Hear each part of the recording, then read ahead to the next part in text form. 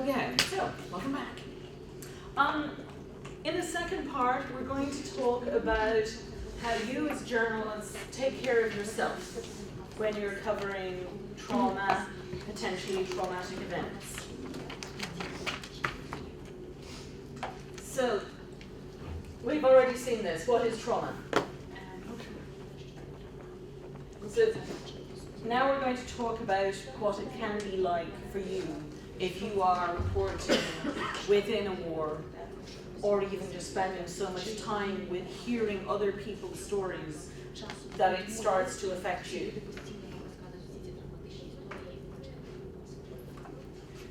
So it's important to understand that when you're traumatized, people's reactions are either fight, flight, or freeze.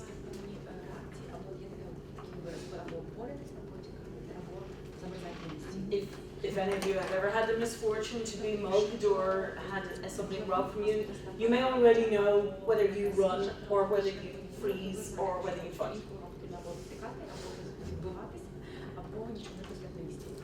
So trauma it basically pierces your defenses. It's a wound, just like a physical one, only you can't see it. And other people can't see it. So sometimes we feel it's not real, or other people feel it's not real. But the good news is we are programmed to get over it. And if you find that you've been working hard on a very distressing story, and you think it's affecting you, remember, you'll probably be better in a few weeks. But if you are feeling distressed, this is normal. It is not abnormal to feel upset. We're all humans, and you shouldn't feel you have to look tough. And everyone is different, so people react differently. You may have a colleague who falls to pieces immediately. Somebody else who's like, I'm fine. Both are valid. So, in trauma can bounce back. So we say, look out for what other people are feeling as well. And for those of you in charge of journalists, let your colleagues, let your staff say no if they don't want to cover something. And we, of course, advise offering training in trauma like we're doing now.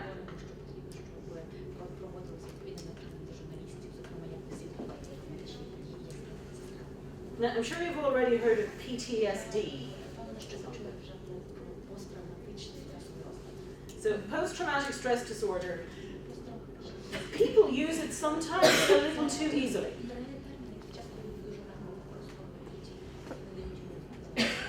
It's a serious condition, illness, syndrome, depending on where you are.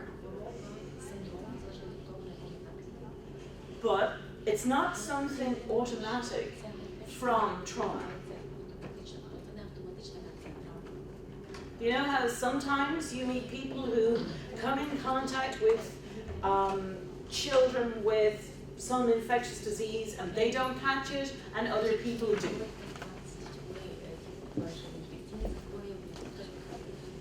It's not necessarily inevitable.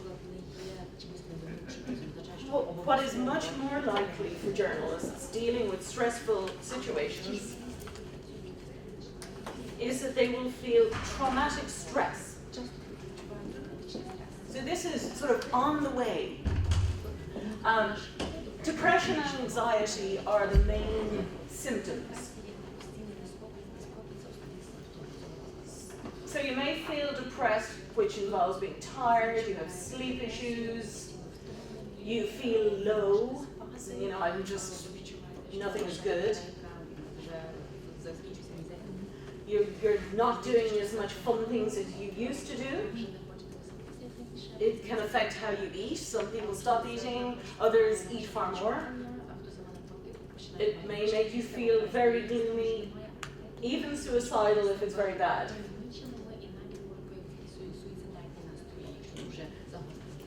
Others become anxious. So you act more, you're more physical, you do things more, and you're nervous and you worry, or you're tense, you jump all the time. And you know, sometimes people have panic attacks, so you're at rapid heartbeat. And a feeling of not being able to cope. And these are symptoms of traumatic stress. And like I said, it's not abnormal to feel like that if you have been exposed to a lot of stressful situations. So this is kind of the natural history of PTSD, which is unfortunately in white. Okay. Sorry about that. So you have the traumatic event.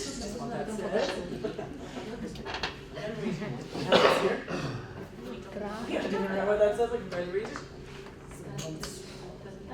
Yeah, can you kind of see that? Oh, yeah. Traumatic event. 9 months. What? Okay.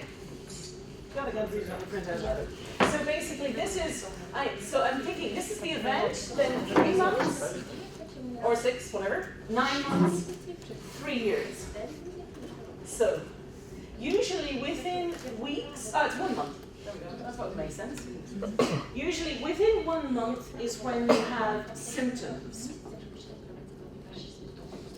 This is very important to understand if you are in any position of responsibility as journalists go out in the field who might be affected. Far too many news organizations say to journalists as they come back, "We will give you somebody to talk to today." And frequently today, you're either still on the adrenaline high because you've been working so hard, or you're still busy doing something, or you just don't have time. Or you don't feel anything. A lot. So, and then 3 weeks later, you start to say, "Oh, that was awful. Oh my." And it hits you. But like with news, everybody's moved on. And if you then say, "I don't feel good about that story, do you remember 3 stories ago?" then you feel your news editor's going, "Really? Really? That's bad." But it's not, it's normal.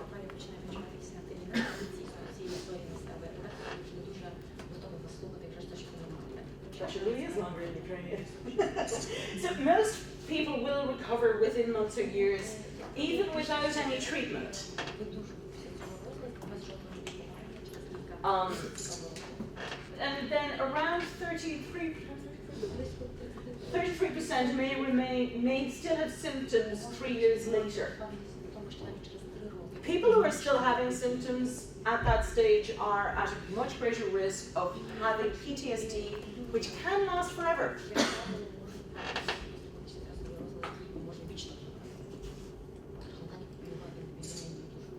Or indeed can come on later. I had a friend who covered the First Gulf War and covered the Balkans, and 10 years after stopping, he was starting to have flashbacks and feel it. So what are the warning signs? Person shuts themselves away. If you've noticed a colleague going quiet.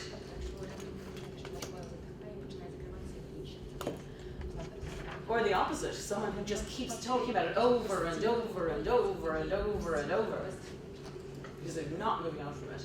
People who are suddenly irrationally angry. Or they may feel guilt and confusion, particularly if they felt that they did something wrong that led to a problem with a report. In a report that led to a problem for the people involved. If you have someone who's always late for work, missing deadlines, feeling a failure, it could be because of this. Or they may become obsessive about work.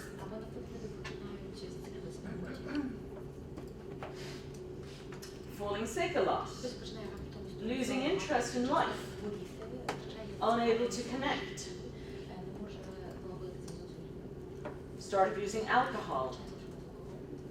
Now, one of the experts in PTSD and journalists says, he said to me, seriously, reporters, you drink.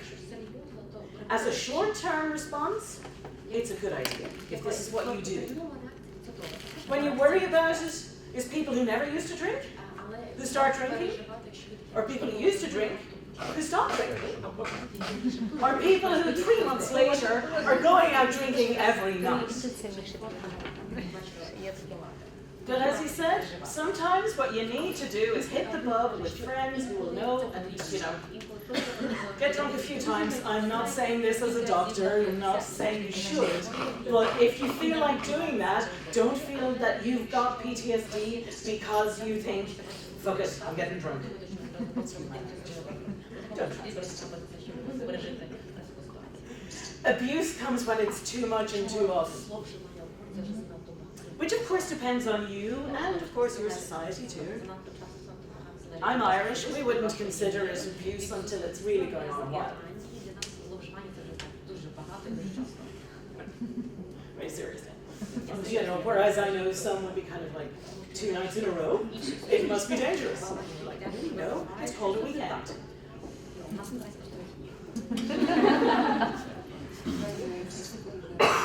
So, but it can be scary stuff, so people sometimes deny it, even when things are obviously going wrong. Someone will say, no, I am no different. And again, that is a warning sign. So, what do you do? Diffusing is important. We have, again, like with your IDPs, the facts can help. What happened? The impact, how did you experience it? Current functioning, how have you been? And then educating people to understand that it's not unusual. Now, we talked a bit before about having a structure. This is always lovely, and everyone who covers news knows that it's a wonderful ideal and half the time it never happens. But in those situations where you can, it's good before the event, during, and after to have some structure in place. The invasion of Iraq prompted a lot of British and American media to suddenly say, we should probably think about how we deal with our journalists. And so they decided on things like hostile environment training, which we now do before the event. The insurance people got in there. During it, that, maybe we might think our journalists should be allowed to sleep occasionally. I've never found news editors very good at that one when you're far away from them. And afterwards, do they need debriefing? Do they need to talk to a psychologist? Do they need to be left alone? Do they need to be followed up later?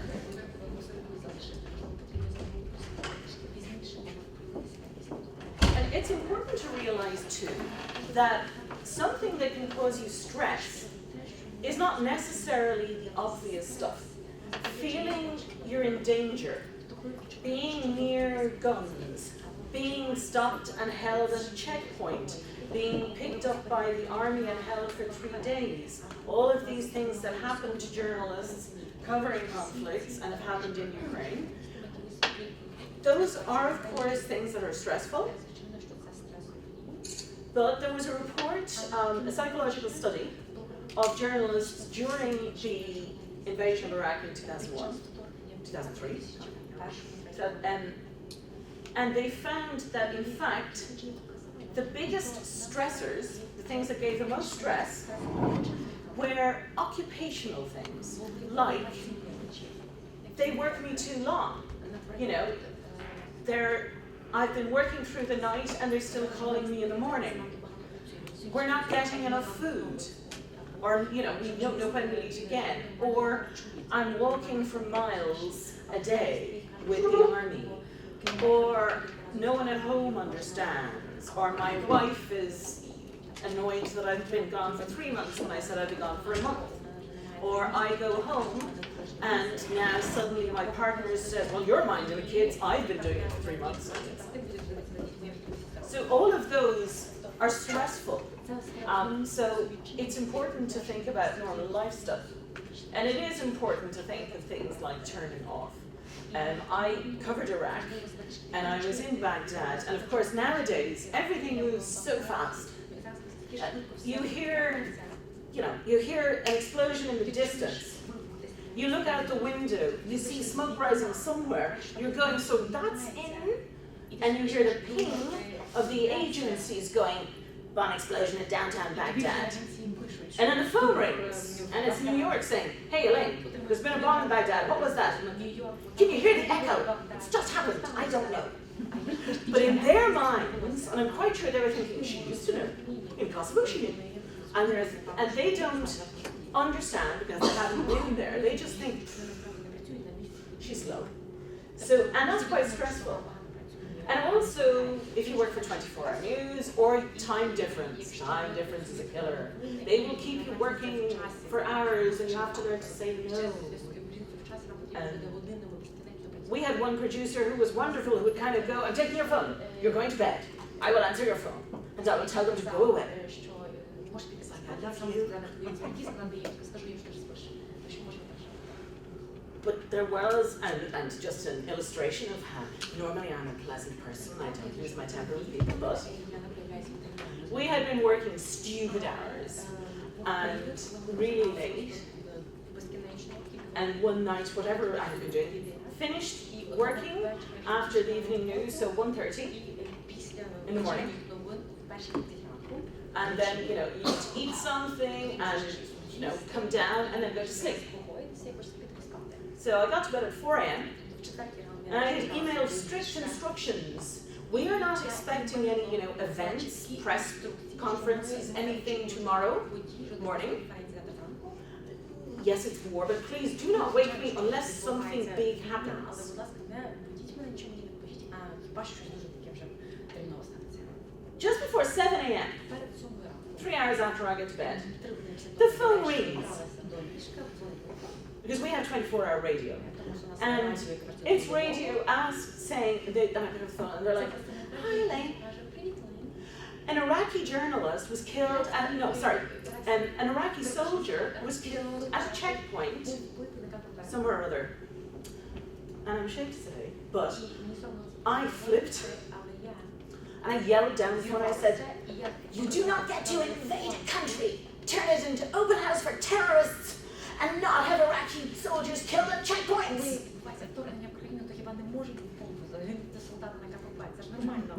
And call me back if there's news. I slammed down the phone. I was like, I'm going back to sleep. But the gods hate me. Because just as I'm turning over my back, there is this almighty explosion. Just over there somewhere. The whole hotel shakes. I was like... So the phone rings. It is not the same news editor. It is some poor little desk assistant who has been sent to talk to the evil woman. And on the phone saying, hi, Elaine. And I said, yeah, I know, okay. I just thought it was so unfair. I finally spoke up and said, please let me sleep. And the gods went. So that's stressful. And it just shows how hard it is to actually get any sleep when you're on a story. So.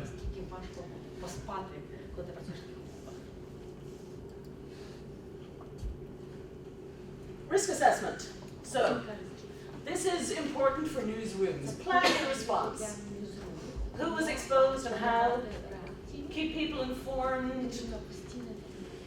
And people who are seriously distressed immediately, you should look for help for them. Like friends of mine were killed in Baghdad and in a car bomb. And the producer who was with them and had to come back with the bodies, it was like clear she needed help now. Because that is a terrible thing to have to live through and deal with. And to be fair, they reacted immediately, which is good. So your trauma risk assessment, you do the first one about 3 days later, because that's when the first symptoms come, when people first feel bad. But it's also very, very important to follow up a month later. And it's important for you yourself if you're affected, because you have to say to yourself, things will calm down.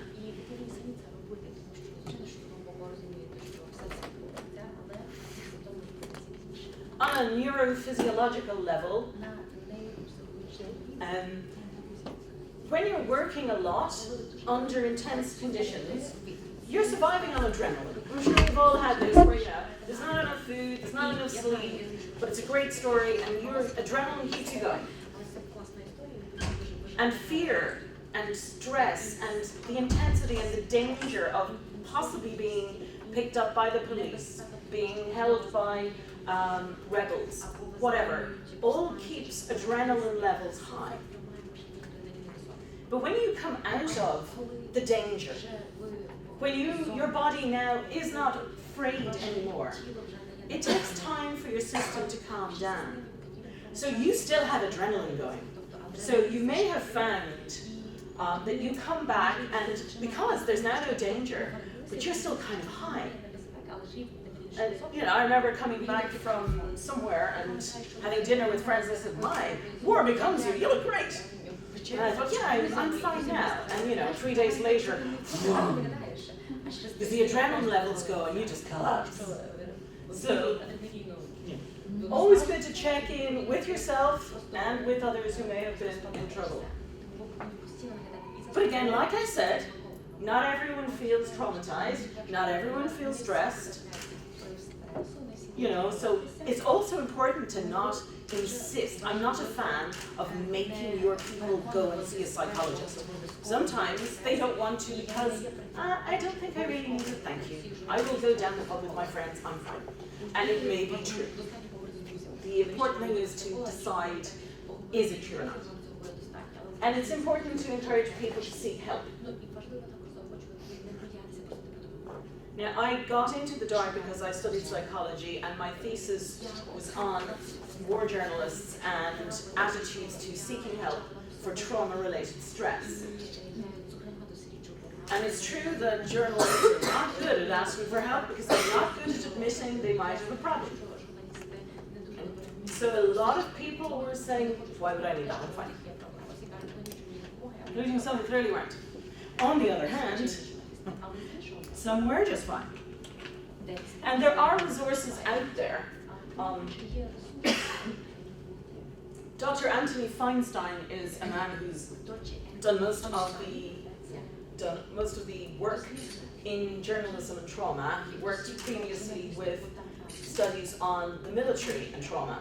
And our studies are based on military studies because it's the nearest thing to it. What the military suffer or feel or experience is similar to how we go in, although our jobs are very different because we are there. And sometimes journalists are in there before the military, before the first responders, before the ambulance. And so we can see things that others haven't yet. And Feinstein actually has a website where you can do a self-assessment and check if you have symptoms of PTSD or depression or anxiety. And it's quite helpful to see that because then there's also hints and tips. It's also terribly reassuring when it tells you, you do not have PTSD. I was like, yay, I don't. It did tell me I might be needing more sleep and it was a bit stunned at how many bodies I'd seen, but it's fun. So who's at risk? These are the figures from studies.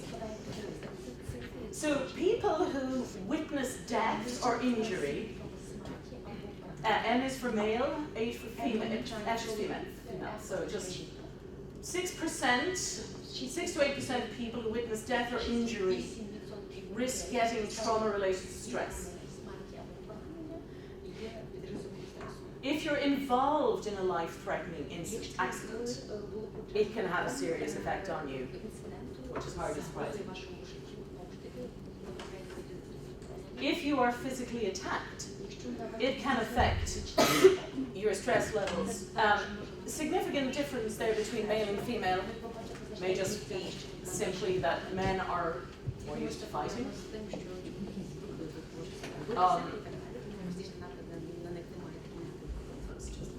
Combat, this obviously, these are men only because it's based on military studies, not journalists. So.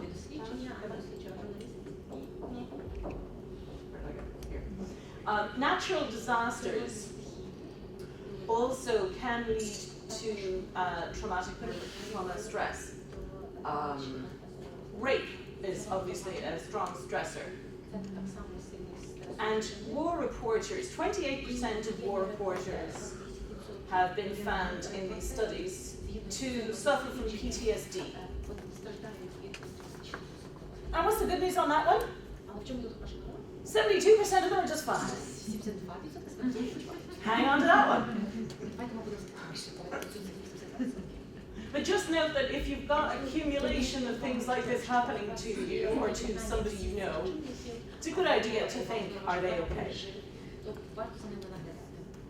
So, what's relevant for journalists? That was the bit before, sorry. Okay, sorry. This is what I wanted. So, we can be changed by what we cover.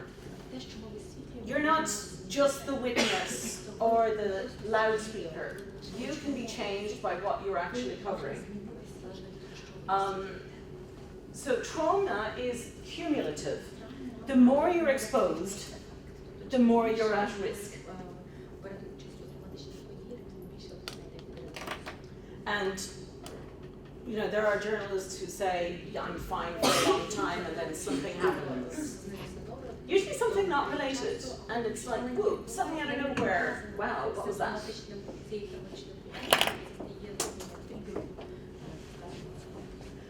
You can suffer disruption of memory, concentration, connection, which can also lead to professional risks, like, you know, is your news judgment now affected? Is your career affected? Are your relationships affected? So it's something to pay attention to. Support. Am I not just going on? No. Okay. So support. It's important to talk to people, and it's important to be heard. If you think they're not hearing you, either make an issue of it, find someone who will. Remember that people's defenses are down when they're feeling bad. Just as the people you interview were, you might feel the same. So if a colleague, for example, says they're feeling bad, don't just dismiss it. If you feel unable to deal with it yourself or uncomfortable, then suggest someone who might help. Now, some news organizations have employee assistance programs with counselors. Most of them will say, yes, it's completely confidential, you'll never tell your editors. In my study, I found that most journalists said, yeah, I don't believe that, which is unfortunate.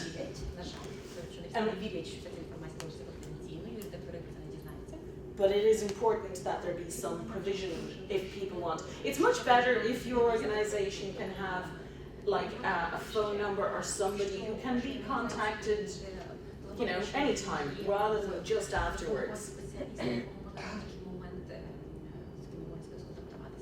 There are also social reasons why people look for help.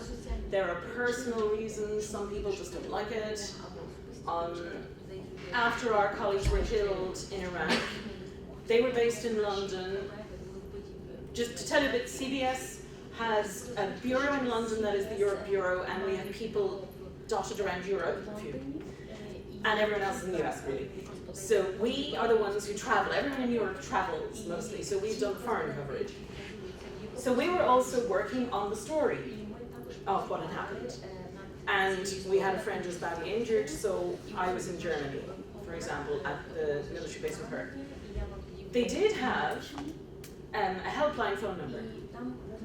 And I thought it was interesting on several levels that the Americans in New York, people who'd never met them, or they knew some of them, that phone line was massively called because it's more in the American psyche to ask for help. But also partly because they couldn't do anything. Sometimes being able to do something, to feel useful, is a big help. We were all still working on this. So people weren't calling for help as much. It's partly the British don't necessarily, but I think it was more that, you know, people were feeling useful and they were doing things. So it's not a good idea to wrap your journalists in cotton wool after something either, unless they really need it. People are very resilient. And it's important to be careful with your words if you think your colleague is feeling bad. Suggesting someone should pull themselves together, for example, and just get over it, is not helpful.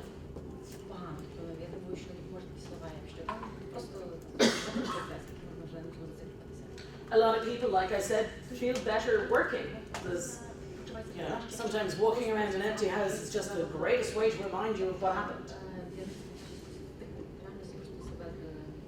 Decompression, you know, allow people to relax, to get out, to take time. And monitor for delayed reaction. As I said, many people are fine for a long time and then suddenly not so good. So, in team support is important. If you have colleagues, you know, active listening, focus on them. All journalists know what open questions are, let them tell you.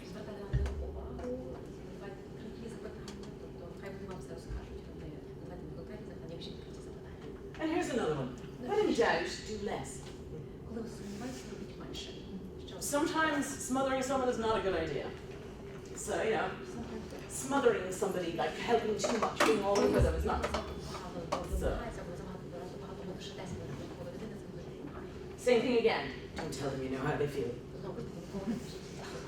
And also, you know, sometimes people will talk about, yeah, this happened to me. And it's the same thing with your interviewees. Like, I don't care. It's about me. Oh yeah, and don't say it could have been worse. No, everything could have been worse.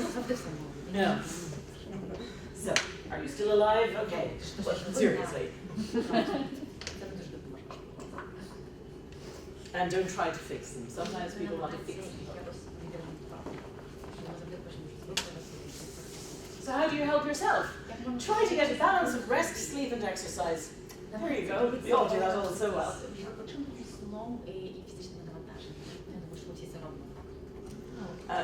Normal routines, but sometimes slow down. Be nice to yourself. And insist on downtime, time off. Avoid stimulants like coffee in heavy doses, obviously. And many people find it useful to talk or write about their feelings. And a lot of people write diaries, write books. Kind of useful. Now, it's not all bad news. There's an increase in studies on PTSD that look at resilience.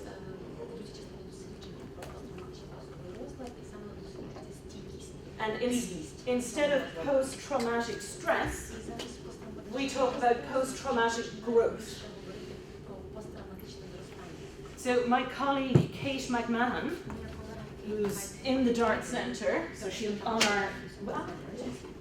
our website, she is doing some studies on post-traumatic growth.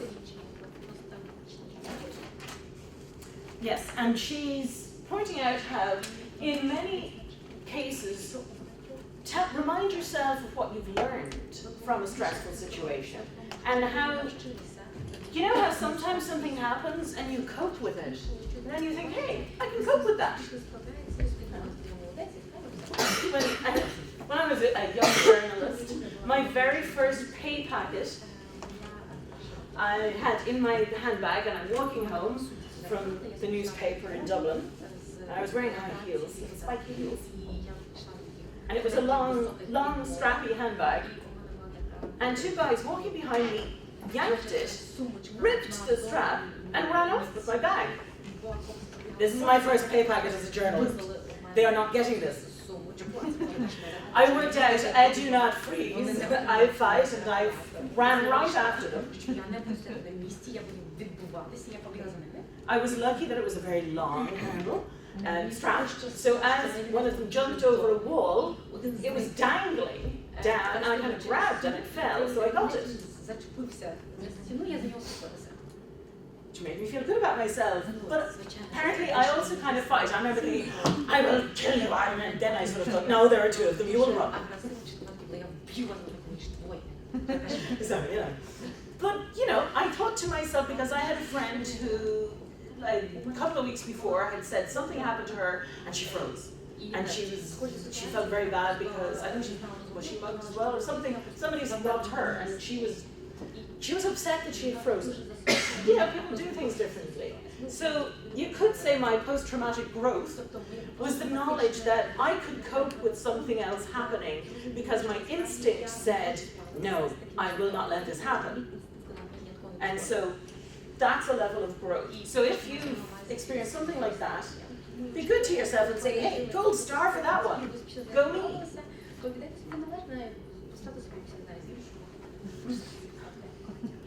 So, and it's important, look at role models, look at people you know who've been through tough situations with everything. Be optimistic. Physical well-being sometimes is important, and you are reminded to be good to yourself physically. Positive cognitive appraisal is exactly that. Take the good out of it and tell yourself, I did a good job. It may have been stressful, it may have been tough, but hell, I did a good job. Social support can be helpful in resilience. Your family, friends, colleagues. And training is always important. You know, in any part of our work, learning through life is always important. We never stop learning, really. And extra responsibility can bring resilience too. It's very good for people to be given responsibility. So, just a reminder, the Dart Centre, I think it's probably on the things you got, but so it's a global network of journalists, journalism educators, and health professionals. Many of us are like me. I'm a journalist first, and then I did psychology, and I'm working in that field. And we're hoping to improve media coverage of trauma, conflict, and tragedy, and we address the consequences for journalists. Now, on our site you'll find a lot of resources, not enough in Ukrainian yet, but we're working on other languages, and hopefully we will get to do that. But there are things like frontline reporting for women in war zones. There are particular issues that affect women. We have covering children and trauma, because there are specific things for, you know, if you have to interview children, it's important to remember they're only little people, they don't know a lot of things, and you should be nice to them. And also sometimes they make things up just because they're children. And there are a lot of different resources, so go online, check it out.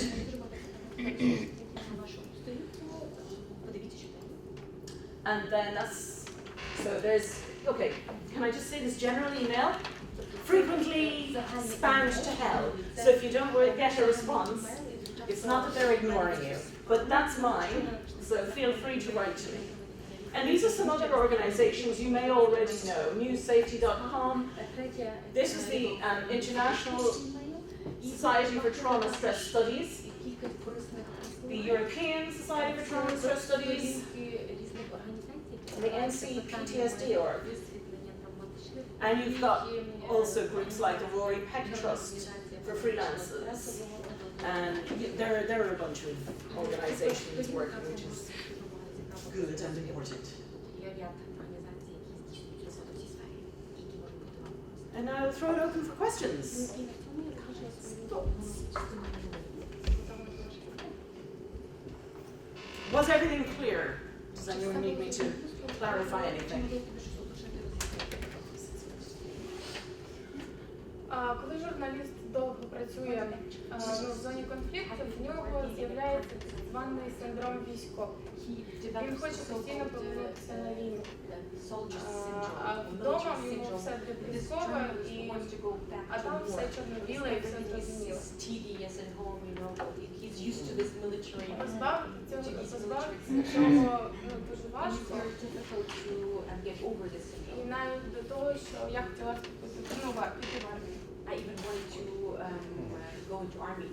Можливо, у вас є якісь Це був посеб особисто? Так. She personally, she had this syndrome and she was even ready to join the army. So do you have any tips for that? How to cope with this? A lot of that is simply, again, adrenaline and living on it. And I stopped doing war reporting. I swear it took 2 years to come down having been an adrenaline junkie.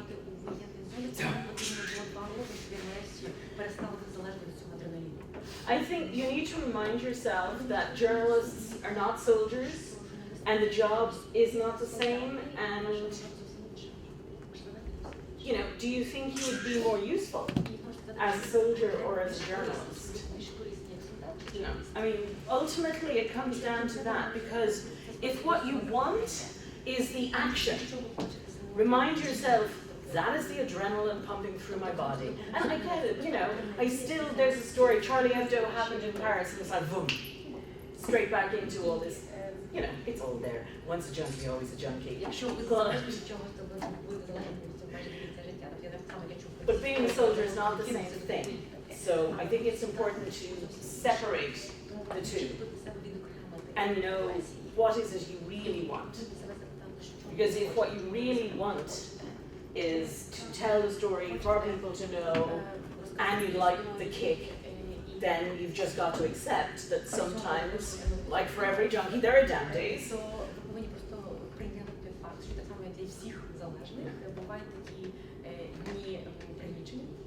Does that answer your or help? Yeah.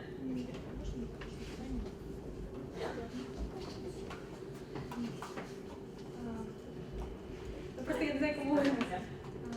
У мене теж таке запитання, можливо, якась професійна порада. Минулого року я також працюю з військовою тематикою. У мене була ситуація, коли я почала займатися такою справою. Це стосувалося інформації щодо пошуку полонених. І коли я почала цим займатися, висвітлювати певну інформацію, почались загрози. Прямі це були телефонні дзвінки спочатку, потім мене там чекали на вулиці, тобто різного характеру такі випадки. І більш за все мене вразило, коли ця загроза почала стосуватись моїх родичів, моєї родини.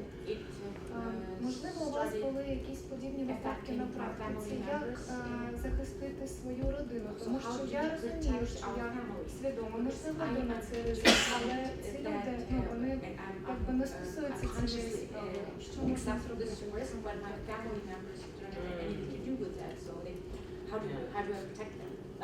That is a tough one. When you're reporting on where you live, it is so much harder than when you're the foreign correspondent who comes in and then leaves it behind and goes back, which is most of what I've done.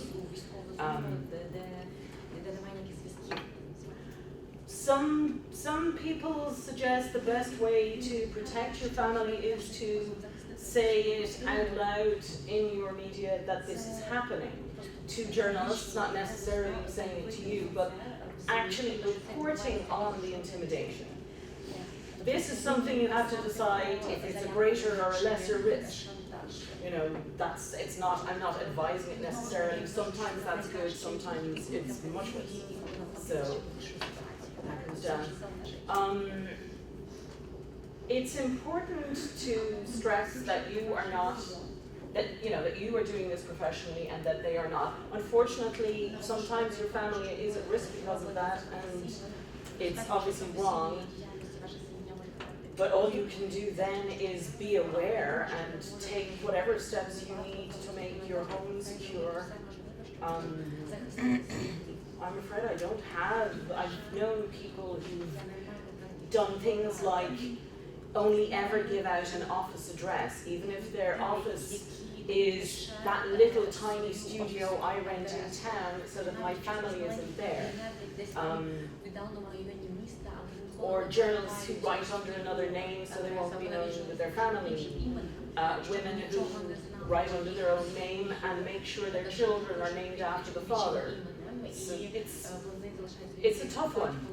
And unfortunately, the time you realize it's a problem, it's too late.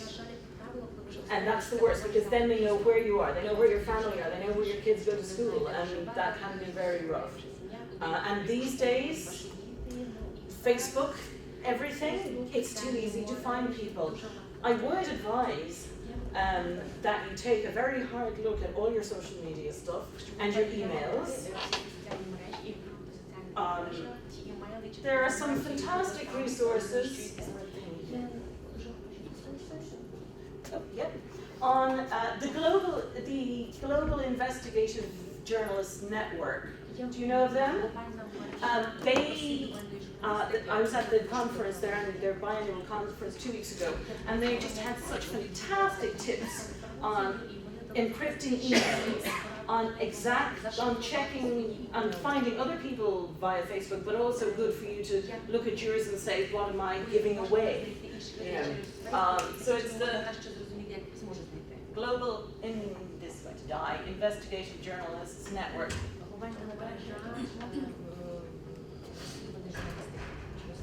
Short for Journalists Network. And if you look up, so I think it's network, so it's GIJN dot, I think it's .org. I should have it here. You see, if you look up, you can see anything, GIJC15, because that was the Global Investigative Journalists Congress 2015, and there's a ton of tip sheets and workshop videos, so you can learn yourself some of these tips. Just say the encrypting email was fabulous. That's simple.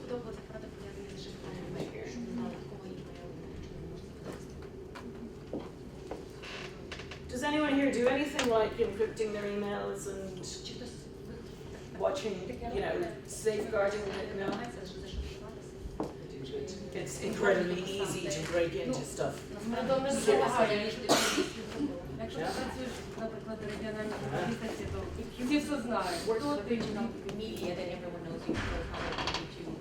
There is that, yeah. But sometimes while you're investigating a story, it's a good idea to be trying it. Let me see, am I right? Okay. Yeah, GIJC15. .org?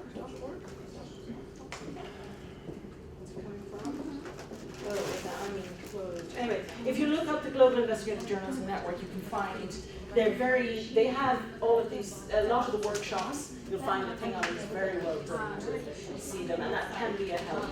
And like I said, things like the Facebook and Google data, if you work it backwards, set up a fake account, work it backwards on yourself and see, am I giving too much away? Are my friends giving too much away about me? Have a Facebook with a different name. Елейн Кобб on Facebook is very boring. The real me is quite fun, but that's only for my friends. So, I don't want anything mixing up. And that is important to pay attention to stuff like that. It's, I work for Americans, the NSA can pull into anything, even CBS, because it's an American company, they take the right to look at absolutely anything on my computer if they want. I'm sure they would be bored with it. But also things like if you use a VPN. You know what a VPN is? No, okay. Virtual protocol network, I think. It's mostly, you don't watch front TV. It's like I have it because my network is in New York or in London with CBS emails. And you might get a VPN address if you want, instead of buying Netflix, if you get a London VPN, well not anymore, they just changed, but you used to be able to watch BBC. But this is basically, it sets up a safe pathway between the two. And that is also safe for emails. So like I turn mine on even if I'm just sending, other emails, not through CBS. You'll have to look this one up if you don't know what I'm talking about, sorry. I am not the tech person. But like Gmail, Google hand everything over to the Americans, so nothing is safe.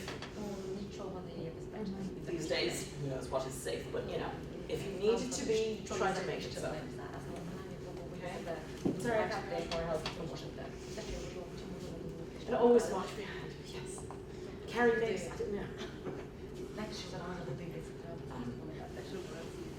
Anything else?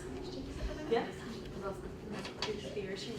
Oh, sorry. Скажіть, будь ласка, ви казали, що є на сайті, як працювати з дітьми. Чи доводилося вам працювати з дітьми? Насправді це дуже важко, особливо якщо діти пережили події страшні.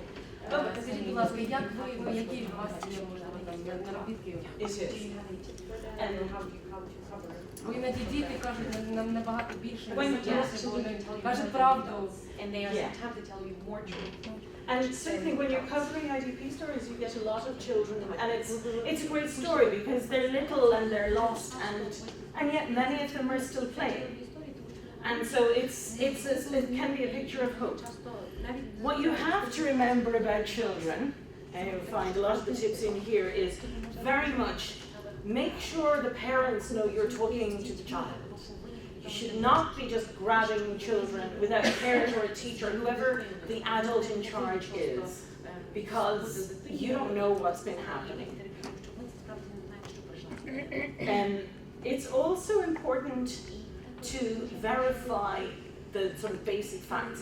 Little kids, particularly under 7, they don't really have the same grasp of reality, and they might say something happened, but it didn't completely. Some of it happened, and then they made something up either to make it easier or because somebody else told them something. So you don't know. Do not use children as facts.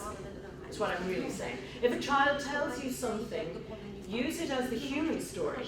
But if a child says, the soldiers came and killed everyone, that could mean 2 soldiers were in the bar and they hit someone and he fell down and I'm little, so everybody's dead. So, they may make great television, they may have lovely stories, but you mustn't say, this is the headline because the 9-year-old told me. And it's some of the same rules, like let them talk when they want to talk. And it's also important for you as a grown-up to remember that you're a journalist and a human. You're more of a human, I think, when you're talking to children, because you've got to remember they need more care. If they're very upset, you have to be more careful. But they may not have anything. Sometimes, they don't have a lot to say. One of the children who stands out most in my mind still after all these years was in Rwanda after the genocide. And when the Hutus fled to neighboring Zaire, a lot of families were split up. And there was an orphanage submerged with young children who weren't really orphans. They just didn't know where their parents were. And they didn't know their full names, they didn't have second names. And there was a little boy called Tiger. He was about 2. And he was at the checkpoint. And the soldiers called him Tiger because he was a little fighter, they said. And he's playing beside a pile of grenades, which freaked me out.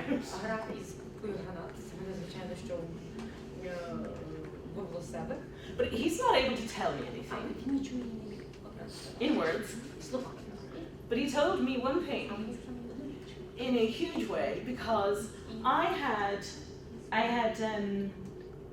you know, he's a little kid, so I thought I should give him some sweets. And I didn't have any sweets left, but I had a bar of chocolate. And I gave him this, and I opened it for him. And I handed it to him, and he kind of looked at me with big eyes, and he pulled off the top, and he gave it back to me. Because it couldn't occur to him that he might have it all. You know, he's in a situation now where they have to queue for food. He doesn't have anything for himself. And the idea that he might have an entire bar of chocolate is just too much for him. You know, and that's just a very powerful image all by itself. So obviously he was in the story. I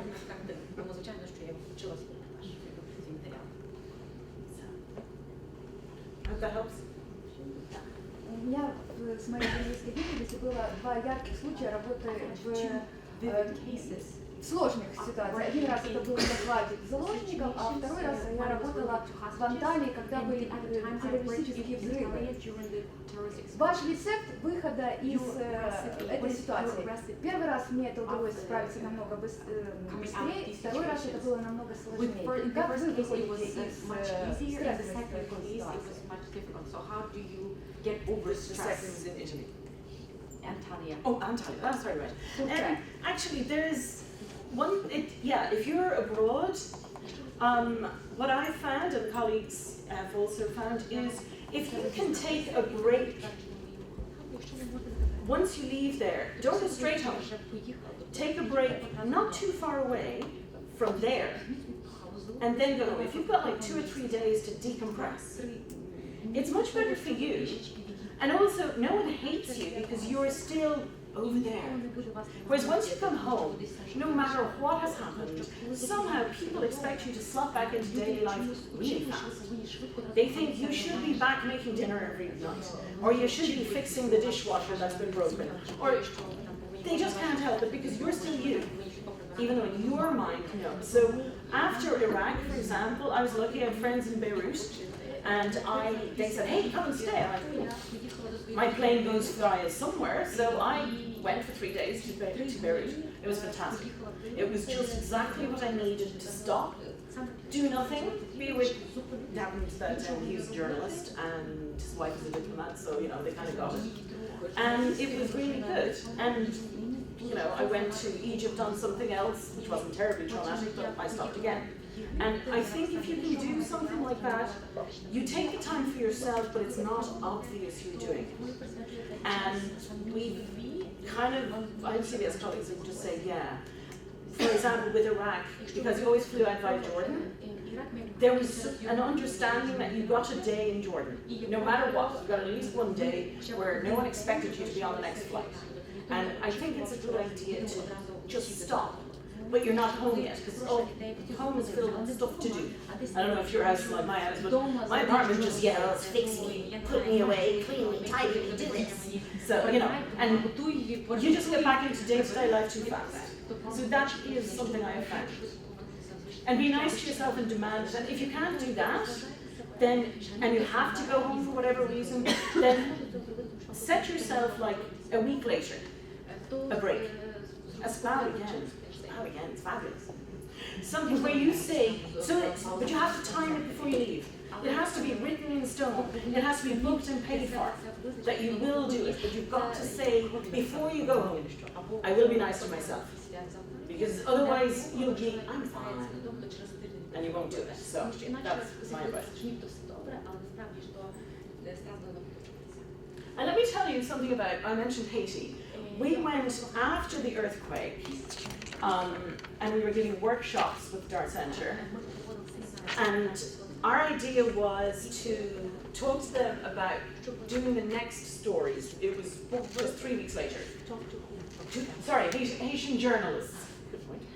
So we're giving workshops for journalists in Haiti to talk to them about how do you deal with the trauma and help your community, what are the next stories. And there are lots of journalists in Haiti because they have little radio stations everywhere. The Haitian relatives in Miami will send you a radio studio this size You have a box, you can do it. You can broadcast with your radio equipment to your village and surroundings, or just a little area. And so we had all these journalists everywhere. And so there was the director of the Dart, who has tons of experience, and set it up. There's our psychologist director as well, and me. My fluent Creole, no, because I speak French.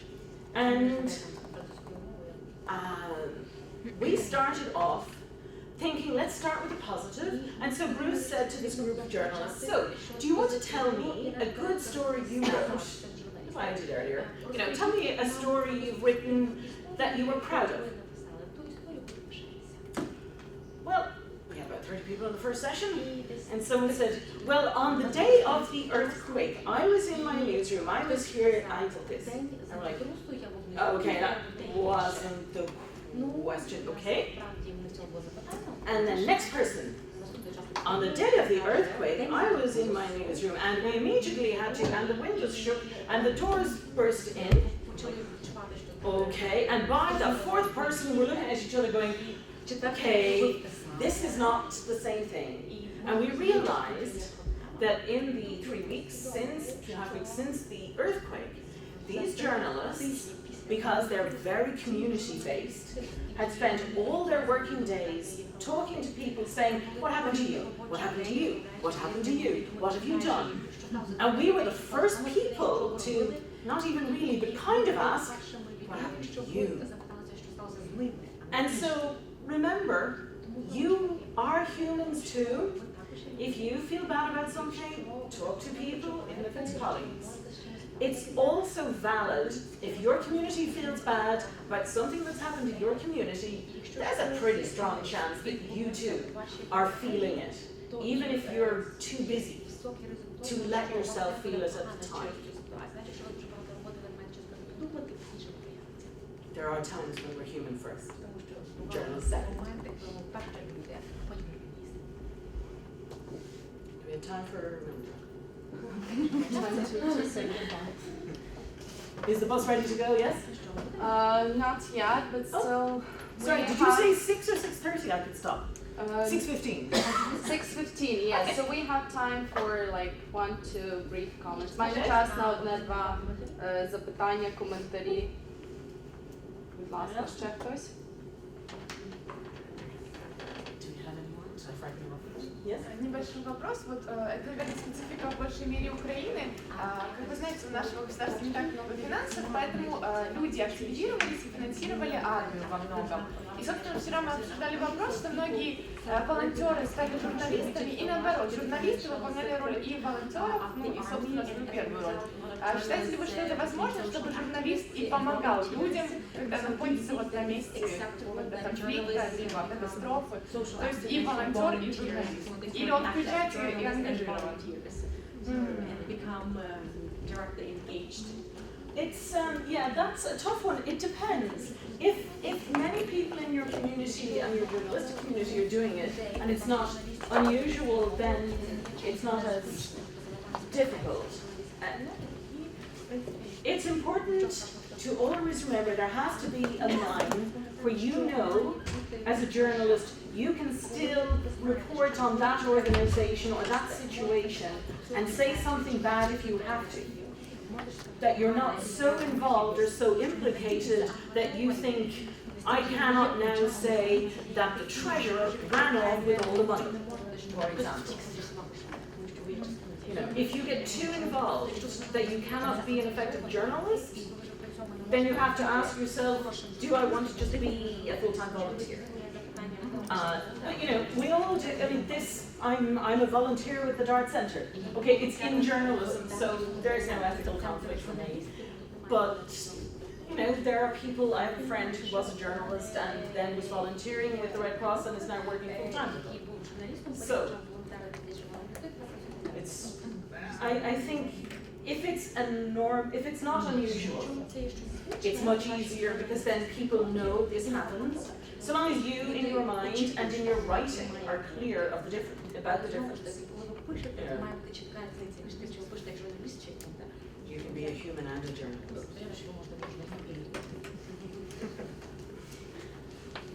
Anyone else?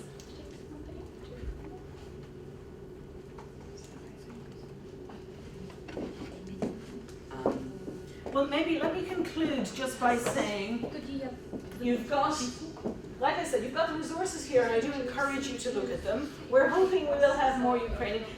The website is not the most clear, so go searching for it. And contact me if you want to about anything, feel free. And I hope that we will be in touch further with more Ukrainian resources later on. We have one, if not two, Ukrainians involved now with the Dart Center. I think some of you may know ч.2 from the Regional Newspapers Network, or what it was called. Yes, that was it. And yeah, just, you know, take care of yourselves, be good journalists, be good humans. And hey, journalism is still good, isn't it? It's tough times, but it beats working for a living. And thank you. Елейн, від імені всіх тут присутніх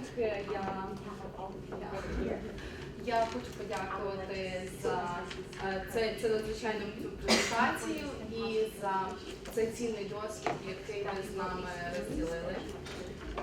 Я вірю, що це буде дуже корисним і практичним для всіх тут присутніх.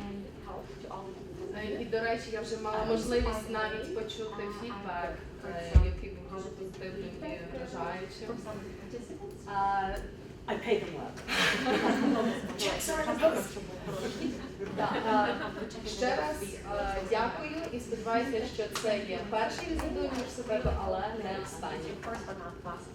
I hope so too. Thank you. Це маленький подаруночок від нас на пам'ять.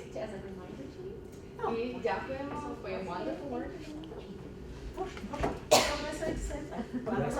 Proszę. I know Ukrainian is very bad. I promise if I come back I will speak better next time. Thank you. Thank you. No, this has been very good. Thank you very much, everyone.